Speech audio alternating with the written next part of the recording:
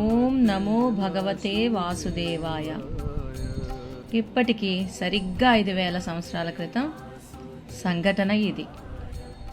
ఒక ముసలివాడు ఓం నమో భగవతే వాసుదేవాయ అనే మంత్రాన్ని వల్లివేస్తూ గంగానదీ తీరంలో నడుస్తున్నాడు. చేతిలో జపమాల, మెడలో రుద్రాక్షహారం ధరించాడు. ఈ ఓం నమో భగవతే వాసుదేవాయ అనే మంత్రం చదవడం వలన ఆ తరంగాలు కలిపురుషుడిని తాకాయి.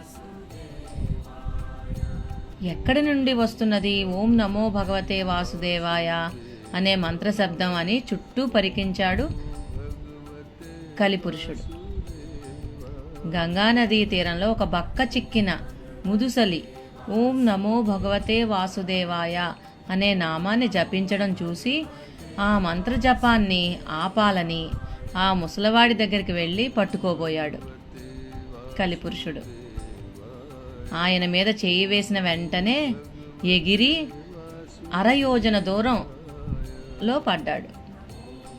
కొంతసేపు ఏమి జరిగిందో తెలియక చూస్తే ఆ ముసలివాడు ముందు ఎక్కడో ఓం నమో భగవతే వాసుదేవాయ అనే మంత్రాన్ని జపిస్తూ వెళ్తున్నాడు.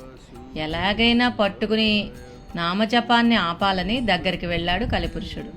పట్టుకోబోతే ఈసారి యోజనం దూరంలో పడ్డాడు.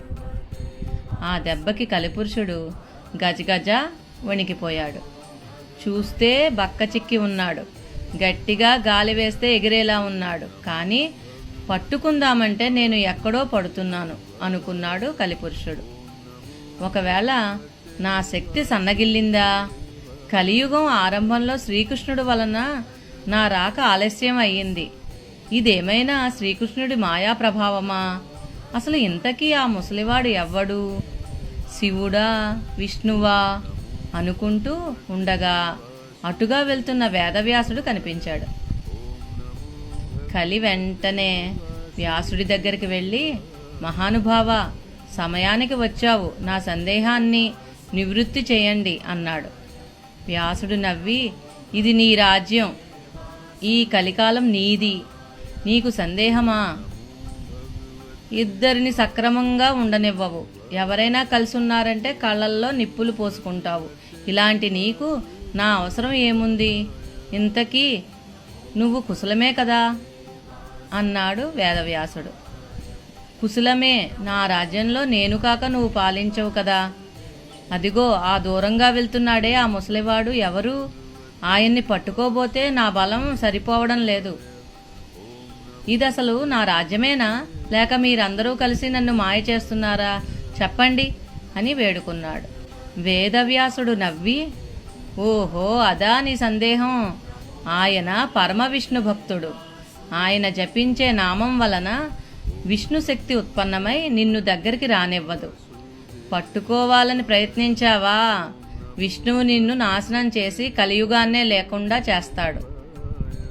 త్రికరణ శుద్ధిగా నిత్యం ఓం నమో భగవతే వాసుదేవాయ అనే నామాన్ని ఎవరు పఠిస్తూ ఉంటారో వారిని నువ్వు కనీసం తాకను కూడా తాకలేవు. కనుక ఓం నమో భగవతే వాసుదేవాయ ఈ మంత్రాన్ని ప్రజలు పట్టుకునే లోపే నువ్వు పట్టుకో, లేదంటే నీ రాజ్యంలో నువ్వు ఉండలేవు అని చెప్పి వెళ్ళిపోయాడు వేదవ్యాసుడు. ఇంతటి మహత్తరమైన ఈ మంత్రాన్ని నిత్యం జపిద్దాం. ఓం నమో భగవతే వాసుదేవాయ. ఓం నమో భగవతే వాసుదేవాయ. ఓం నమో భగవతే వాసుదేవాయ.